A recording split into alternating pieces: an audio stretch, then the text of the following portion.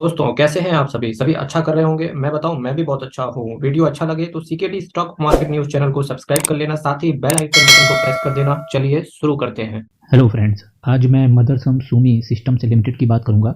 ये शेयर अभी डीमर्ज हुई कंपनी। वायरिंग जो बिजनेस था तो वो इस कंपनी से अलग होते हुए देखने को मिला। अगर मैं इस कंपनी की बात करूं, मदरसम सुमी सिस्टम से लिमिटेड की, तो ये इंगेज रहती है primarily in the manufacturer and sale of components to automotive original equipment manufacturers. OEM model पर ये कंपनी काम करती है और प्लस ऑटोमोटिव सेक्टर में है company. India's largest ancillary company है और ये बहुत पुरानी कंपनी है, बहुत पुरानी कंपनी है। और इन्वेस्टर्स को बहुत भयंकर रिटर्न इस कंपनी ने बना के दिया। जैसे ही कंपनी डीमर्ज हुई तो मदरसम सुमी वायरिंग अलग हो गया और मदरसम सुमी की कंपनी अलग हो गई। ठीक है, वो जो वायरिंग वाली कंपनी वो भी बेहतरीन रिटर्न इन्वेस्टर्स को बना के दे रही है, और जो ये कंपनी है मदरसम सुमी संवर्धन मदरसम, ये भी बहुत अच्छा रिटर्न बना के दे रही है। तो आपकी नज़र दोनों ही कंपनी पर होनी चाहिए। अब आप बिजनेस कैसे ट्रैक करेंगे तो उसके लिए वायरिंग के लिए मैं नेक्स्ट वीडियो लेकर आऊँगा। आज मैं इस कंपनी की बात करूँगा। ठीक है, क्या ये कंपनी आने वाले समय में करोड़पति बना सकती है आपको? इसके लिए आपको फंडामेंटल्स देखने पड़ेंगे जिसकी मैं चर्चा कर रहा हूँ। मार्केट कैप की बात करेंगे, 52,314 करोड़ का इस कंपनी का मार्केट कैप है आफ्टर डीमर्ज। 77 रुपये का अभी करंट में प्राइस चल रहा है। क्या ये कंपनी 120 रुपये के आसपास जाते हुए देखने की मिलेगी? क्या पोटेंशियल है इसके अंदर? जी हाँ, डेफिनेटली पोटेंशियल दिखता है। 139 रुपये का हाई लगाया, डेफिनेटली ये आने वाले समय में 139 को भी ब्रीच करके ऊपर जाएगा। बस थोड़ा सा टाइम लगेगा। ये कंपनी स्लो चलती है पर इन्वेस्टर्स को रिटर्न बना के कंटिन्यूसली दे रही है। स्टॉक के पीई की बात करेंगे, इतनी दमदार कंपनी है, स्टॉक का पीई जस्टिफाई करता है यहाँ से। बुक वैल्यू 30 रुपये है कंपनी की, तो इतनी दमदार कंपनी केवल अपनी बुक वैल्यू के 2 गुना मिल रही है। इसका मतलब है कंपनी की वैल्यूएशन बहुत ज़्यादा फेयर है। कंपनी हर साल डिविडेंड देती है अपने इन्वेस्टर्स को, पर डिविडेंड का जो परसेंटेज रहता है ईयरली बेसिस पे 0.56% का रहता है। Return on capital employed, return on equity की बात करेंगे तो बहुत थोड़ा है। 20% एक डिसेंट माना जाता है, पर 20 से बहुत नीचे है। तो यहाँ से कहीं ना कहीं फंडामेंटल्स गड़बड़ होते हुए देखने को मिल रहे हैं। तो यहाँ पर आपको कॉशियस रहने की ज़रूरत है। नेक्स्ट क्वार्टर के रिजल्ट आप जरूर देखिएगा, मैं उस चीज़ पर वीडियो लेकर आऊँगा। कॉशियस इस उन लोगों को रहने की ज़रूरत है, कॉशियस उन लोगों को रहने की ज़रूरत है, अलर्ट उन लोगों को रहने की ज़रूरत है जिनके पास ये शेयर है, क्योंकि return on capital employed, return on equity 20% decent माना जाता है। फेस वैल्यू की बात करेंगे 1 रुपये है, पर फिर भी क्या ये कंपनी खराब हो गई? जी नहीं, इन्वेस्टर्स को बहुत ज़्यादा ट्रस्ट है इस कंपनी के ऊपर। और आप इस कंपनी को वॉच लिस्ट में पहले डाल के ना एक बार ऐड करके इस कंपनी को ट्रैक करो, तब आप पाएंगे कि जैसे मार्केट गिरता है ये कंपनी गिर जाती है। ठीक है, पर जैसे ही मार्केट करेक्ट होता है तो ये कंपनी भी वापस उठ के खड़ी हो जाती है। जब भी इस टाइप की आपको कंपनी मिलती है तो इसका मतलब है कंपनी के अंदर बहुत ज़्यादा पोटेंशियल होता है। ठीक है, सेल्स की बात करेंगे। सेल्स की अगर मैं यहाँ पर आपके सामने बात करूँ, अगर अब मैं आपके सामने सेल्स की बात करूं तो सितंबर 2020 में जहां 4,957 करोड़ का सेल हुआ करता था, वहीं सितंबर 2022 में 18,261 करोड़ का सेल होते हुए देखने को मिल रहा है। एक्सपेंस की बात करेंगे तो जहां एक्सपेंस दिसंबर 2020 में 15,297 करोड़ का था, वहीं एक्सपेंस की बात करेंगे 16,864 करोड़ का एक्सपेंस कंपनी का है। तो अगर मैं सेल्स देखूं तो कंपनी की एज सच 2 साल में केवल 1,000 करोड़ के आसपास से इंक्रीज हुई। एक्सपेंस की बात करेंगे पर एक्सपेंस भी सेम कैटेगरी में इंक्रीज हुआ। इसका मतलब है कंपनी के जो कस्टमर थे वो बहुत प्रीमियम कस्टमर थे कंपनी के पास। कंपनी के पास जो मटेरियल कॉस्ट आ रही है वो 59% है, एम्प्लॉय कॉस्ट 22% है। कॉस्टिंग भी कंपनी के अंदर ज़्यादा लग रही है। तो जब कंपनी इतनी ज़्यादा पुरानी हो जाती है तो कहीं ना कहीं कस्टमर्स भी पुराने हो जाते हैं। इसकी वजह से मार्केट में कंपटीशन भी बहुत है। इसकी वजह से कहीं ना कहीं कंपनी अपने प्राइस बढ़ा नहीं सकती है, क्योंकि अगर कंपनी ने प्राइस बढ़ाने की कोशिश करी तो कस्टमर जाते हुए देखने को मिलेगा। तो इस वजह से कहीं ना कहीं एम्प्लॉय कॉस्ट ज़्यादा हो ही जाती है, क्योंकि इन्फ्लेशन चल रहा है। और मटेरियल कॉस्ट की बात करेंगे वो भी कहीं ना कहीं इंक्रीज होते हुए देखने को मिल रही है। पर आप नेक्स्ट क्वार्टर में आप देखिएगा, अगर 59% से नीचे मटेरियल कॉस्ट आती है तो डेफिनेटली ये शेयर प्राइस 100 रुपये के ऊपर निकल के देखने को मिलेगा आपको। ठीक है फ्रेंड्स, इससे पहले मैं बताना चाहूँगा कि आप सभी लोग मेरे वीडियोज़ को पसंद कर रहे हैं, चैनल को सब्सक्राइब भी कर रहे हैं।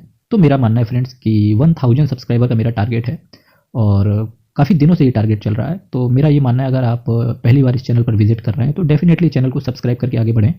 इससे काफ़ी मोटिवेशन मिलता है मुझे आपके लिए कंटेंट लाने का, और मोटिवेशन भी नेक्स्ट लेवल होता है, क्योंकि मैं आपके लिए हर रोज़ एक 8:30 बजे रात को एक शेयर से रिलेटेड और दिन में 3:30 बजे एक म्यूचुअल फंड से रिलेटेड कंप्लीट एनालिसिस लेकर आता हूँ। मैं एनालिसिस ही करता हूँ शेयर्स का। नेट प्रॉफिट की बात करेंगे, जहाँ 474 करोड़ का नेट प्रॉफिट था वहीं 288 करोड़ का नेट प्रॉफिट है। अब जो सितंबर के बाद वाला क्वार्टर आएगा वहाँ पर आपकी नज़र डेफिनेटली होनी चाहिए, क्यों? अगर 288 करोड़ से ऊपर नेट प्रॉफिट जाता है तो डेफिनेटली ये शेयर प्राइस भी 100 रुपये से ऊपर निकल के जाएगा। ठीक है, अर्निंग पर शेयर 36 पैसे का है, तो कहीं ना कहीं कंपनी के फंडामेंटल्स वीक हो रहे हैं। जब इतनी पुरानी कंपनी हो, डीमर्ज बिजनेस हो गया है, तो ऐसे टाइम पे जो नए इन्वेस्टर्स हैं उनको मुझे ऐसा लगता है कि आप वॉच लिस्ट में इसको ऐड करें। कंपनी अच्छी है, नो डाउट कंपनी बहुत बेहतरीन है, पर जो इन्वेस्टर्स पैसा लगा रहे हैं वो इस वजह से पैसा लगा देते हैं कि उनको कंपनी पर भरोसा है, ठीक है। तो जो पुराने इन्वेस्टर्स होते हैं वो कहीं ना कहीं शेयर्स को बेचते नहीं हैं। तो जब पुराने इन्वेस्टर्स शेयर को बेचते नहीं हैं तो शेयर्स में गिरावट कम आती है और नए इन्वेस्टर्स एंट्री करने की कोशिश करते हैं। तो जब मार्केट बहुत ज़्यादा करेक्ट हो जाए, अभी जैसे कि IMF की रिपोर्टिंग भी है इन्फ्लेशन को लेके, तो जजब ये शेयर प्राइस करेक्ट हो तो एक बार लेने की चेष्टा करें और फिर आगे बढ़ने की कोशिश करें। पर उससे पहले मैं यही कहूँगा किसी भी नए शेयर्स में आने से पहले, क्योंकि मैं 365 दिन वीडियो लेकर आऊँगा, उसमें मैं हर रोज़ एक शेयर्स को करूँगा रिव्यू।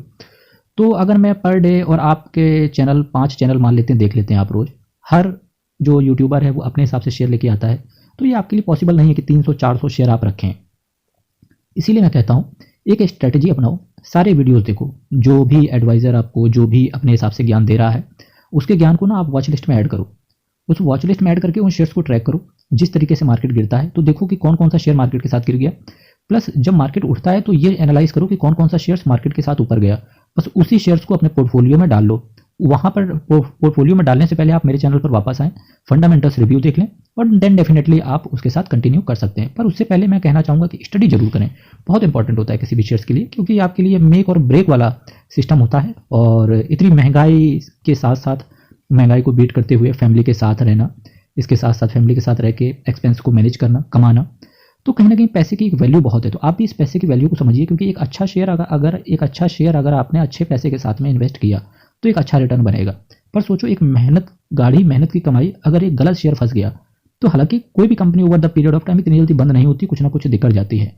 पर अगर कहीं ना कहीं अगर आपका पैसा वो मान लेते हैं डूब जाता है तो दिक्कत आती है, क्योंकि मेहनत से कमाया हुआ पैसा है।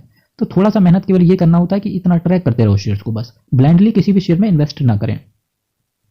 शेयर कैपिटल की बाबात करेंगे, जहां मार्च 2016 में 132 करोड़ का शेयर कैपिटल था, वहीं सितंबर 2022 में 452 करोड़ का शेयर कैपिटल है। रिजर्व एंड सरप्लस की बात करेंगे, 4265 करोड़ का रिजर्व एंड सरप्लस था, वहीं आज की डेट पे 248 करोड़ का सितंबर 2022 में रिजर्व एंड सरप्लस है। यही रीज़न है कि शेयर्स के अंदर बहुत ज़्यादा लोगों को ट्रस्ट बना हुआ है, because of the increasing share capital and reserve and surplus में बढ़ोतरी होना, ठीक है। ये कंपनी को बनाता है बहुत ज़्यादा स्ट्रॉन्ग। इसके साथ साथ अगर मैं जो इन्वेस्टर्स की सेफ्टी का सवाल होता है, जैसे कि मैंने कहा ऊपर, return on capital employed, return on equity 20% decent मानते हैं, 20% से बहुत कम है, 5% के आसपास है। तो यहीं अगर देखेंगे तो अब इन्वेस्टर्स के अंदर क्वेश्चन आता है कि क्या कंपनी कहीं डूब तो नहीं जाएगी। तो आप वो देखेंगे कि 20,248 करोड़ का रिजर्व एंड सरप्लस है, लॉन्ग टर्म बोरोविंग 5,149 करोड़ की लॉन्ग टर्म बोरोविंग्स है। तो फ्रेंड्स सोच के देखो, कल को कंपनी में कुछ ऊंच नीच हो गई तो 5,149 करोड़ का आसानी से पेमेंट हो जाएगा। Short term borrowings with in 12 month payment हो जाता है, इसका करना ही पड़ता है कंपनी को, क्योंकि शॉर्ट टर्म बोरोविंग्स की डेफिनेशन ही यही होती है, विद इन 12 मंथ पेमेंट करना होता है।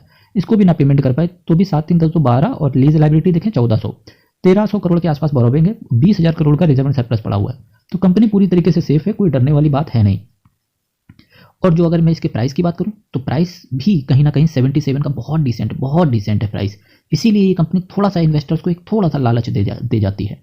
पर आपको ये देखना है, मार्च 2022 के क्वार्टर में 1059 करोड़ का नेगेटिव कैश फ्लो था, ठीक है। अब मार्च 2023 में दिखेगा अगर इसका पॉजिटिव कैश फ्लो आता है, क्योंकि मार्च 2019 में देखो 769 का पॉजिटिव कैश फ्लो था। जब से पॉजिटिव कैश फ्लो आया तो शेयर के प्राइस में 19 से लगा के 21 तक ऑलरेडी कैश फ्लो बढ़ता हुआ देखने को मिला। पर मार्च 2022 में नेगेटिव फिर से कैश फ्लो आया। अगर पुराना हिस्ट्री इसने रिपीट किया तो आने वाले 23, 24, 25 में पॉजिटिव कैश फ्लो इनका देखने को मिल सकता है। और जैसे ही देखने को मिलेगा फिर से शेयर प्राइस यहाँ 200 के ऊपर देखने को मिलेगा। पर उससे पहले कुछ चीज़ें हैं जो आपको ध्यान देनी है। रिटर्न ऑन कैपिटल एम्प्लॉयड बढ़ना चाहिए, रिजर्व एंड सरप्लस में इंक्रीमेंट होना चाहिए, ठीक है। तो ये चीज़ें हैं। और जो उनका रिटर्न ऑन कैपिटल एम्प्लॉयड है वो भी कंपनी का इंक्रीज होना चाहिए, अर्निंग पर शेयर इंक्रीज होना चाहिए, ठीक है। डेटर डेज की बात करेंगे तो डेटर डेज 38 दिन के हो गए। अगर डेटर डेज यहाँ से बढ़ते हुए देखने को मिले, 38 दिन से ऊपर गया मार्च 2023 के बाद, तो अगर डेटर डेज बढ़ते हुए देखने को मिले तो डेफिनेटली शेयर प्राइस में कैश का फ्लो कम हो जाएगा और इससे कहीं ना कहीं शेयर और गिरते हुए देखने को मिलेगा, ठीक है। फिलहाल अभी शेयर्स में ऐसा कोई गिरावट है नहीं, शेयर बहुत मजबूत तरीके से खड़ा हुआ है, बिल्कुल पहाड़ की तरह, ठीक है। प्रमोटर की बात करेंगे, प्रमोटर बहुत विश्वास है प्रमोटर को अपनी कंपनी के ऊपर, 68% प्रमोटर अभी भी ओन करते हैं। और FIIs कंपनी से धीरे धीरे निकलते हुए देखने को मिले हैं। पर जैसे कि मैंने कहा, FIIs तभी कंपनी के अंदर आते हैं जब कंपनी को बैलेंस शीट अच्छी दिखती है। इसीलिए मैंने कहा जो पुराने इन्वेस्टर्स हैं वो बैलेंस शीट के ऊपर फोकस करें, आने वाले रिजल्ट्स के ऊपर फोकस करें, और जो नए इन्वेस्टर्स आना चाहते हैं अभी इस शेयर को वॉच लिस्ट में ऐड करें, एकदम से जंप ना करें, क्योंकि फॉरेन इन्वेस्टर्स जाते हुए देखने को मिले हैं।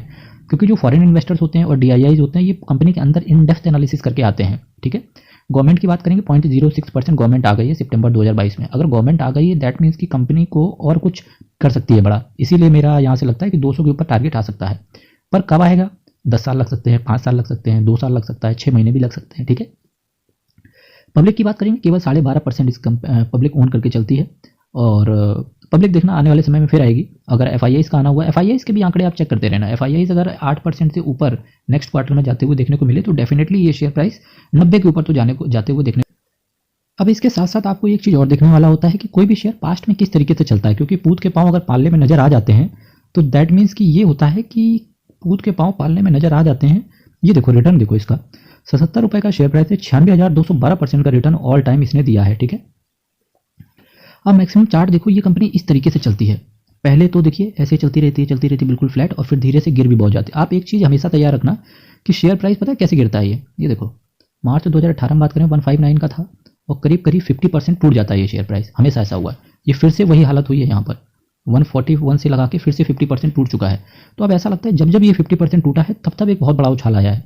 अगर फिर से ये काम किया कंपनी ने तो डेफिनेटली यहाँ से भी शेयर प्राइस डबल होते हुए देखने को मिल सकता है। जैसा कि मैंने कहा 139 मेक और ब्रेक हो सकता है। बस कंपनी को मार्च 2023 में अच्छे रिजल्ट्स पेश करने पड़ेंगे। एनुअल रिटर्न में आपकी नज़र एनुअल रिटर्न पर होनी चाहिए, फिर क्वार्टरली इस शेयर्स में कुछ खास इंपैक्ट नहीं आएगा। डेफिनेटली ये कंपनी सबसे पहला टारगेट होना चाहिए 90+, फिर इसके बाद होना चाहिए 120+, फिर 140+, और फाइनली 200+। लॉन्ग टर्म में 5 से 6 साल के अंदर 150+ के ऊपर देखने को डेफिनेटली मिलेगी। अब अगर मैं मदरसम सुमी की वेबसाइट की बात करूं तो proud to be a part of the मदरसम स्टोरी। क्या गजब की वेबसाइट मेंटेन करी है इन्होंने, और ये रही कंपनी की कंप्लीट वेबसाइट। अच्छा बिजनेस है, people be part of something bigger. ये परफॉर्मेंस, इन्वेस्टर रिलेशनशिप, इसी के साथ imagine a culture of forward thinking. Company का अपडेट है कुछ यहाँ पर।